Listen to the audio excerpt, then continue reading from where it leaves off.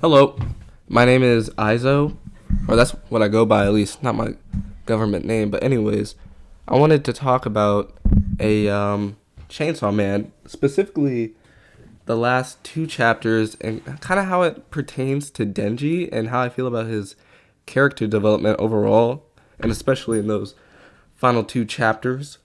This is my first YouTube video, and yeah, let's see how it goes. So something I really liked about the last two chapters of Chainsaw Man was seeing like Denji escaping like his like state of bliss, and that came from his ignorance because he had such a shit early childhood that when Makima gave him like the bare minimum of what is acceptable for human life nowadays, he was like, "Yay!" Let's yeah, I'll hunt demons and throw my life away, and that became regular to him. Like he didn't think twice about it because he like hit a new high, a new plateau of something he never had before, and having all these things that he never had, like the bare minimum, as Rize says, the whatever her name is, the bomb girl, she will bomb. You know what I'm saying? Okay, I'll stop.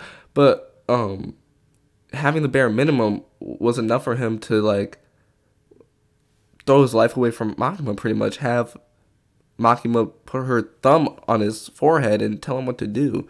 That didn't make any sense. But basically, what I'm saying is that the final two chapters, there's evidence of this because when he walks to his apartment and he opens the door, I didn't notice this at first, but his entire room is spotless. It's very clean. And Denji has never, ever in the history of the Chainsaw manga been synonymous with clean. He always has blood on him, cum, shit, water, everything. And so it was really crazy to see that. I didn't notice that at first, but then when I reread it, I was like, wow, his apartment's clean.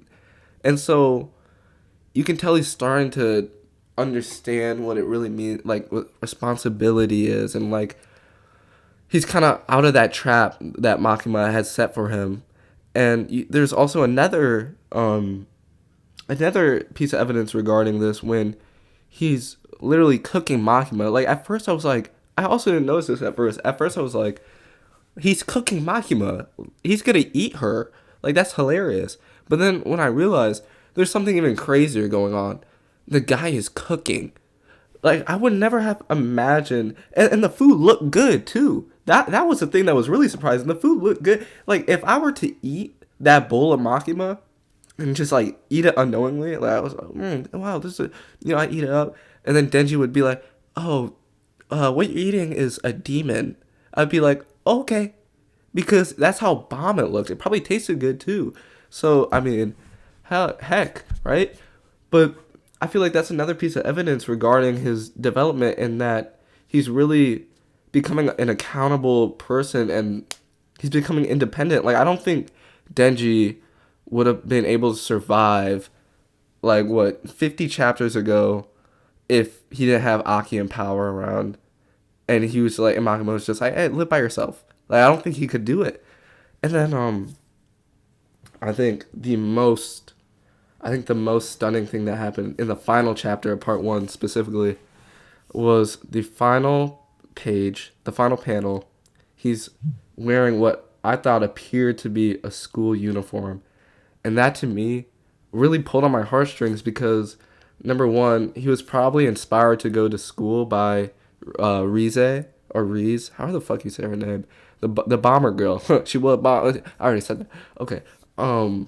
And he was probably inspired by her, and just seeing him do that, because he did fall for her at one point, so it's really sad because it kind of reminded me of events that took place regarding her and him, and but that also just serves as a piece of evidence to show that he's really out here doing stuff. Like he's really out here. He's escaped Makima's wrath.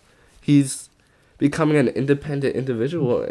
He's becoming an independent person, and you know, it's really nice to see. Like it after thinking about it a lot and like rereading, at first I left like, yeah, this is hype part 2.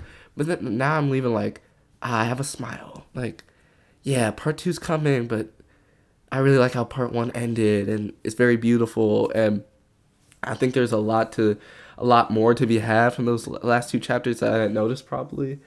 And yeah, I think it all goes back to like seeing him in those last 2 chapters versus like early Chainsaw Man up to mid Chainsaw Man up to 75% Chainsaw Man, however you interpret what the fuck I just said. It's like before he was like, because I think a constant running theme of Chainsaw Man is like the idea of ignorance and like what we pick and choose to be ignorant of, and like the blissfulness we receive from that, even if it's a lie. It's kind of like a Tsukiyomi, right? Like from Naruto, where it's like, guys, it might not be the real thing, but you'll think it's real. It's cool, right? But nah. And I feel like Denji's really learned that, and seeing it in those final 2 chapters was really nice. And yeah, that's really all I really wanted to talk about. And this is my first YouTube video, so if you happen to see this, I don't know, what am I in space? If you happen to see this, uh, you know, message me. I play fighting games.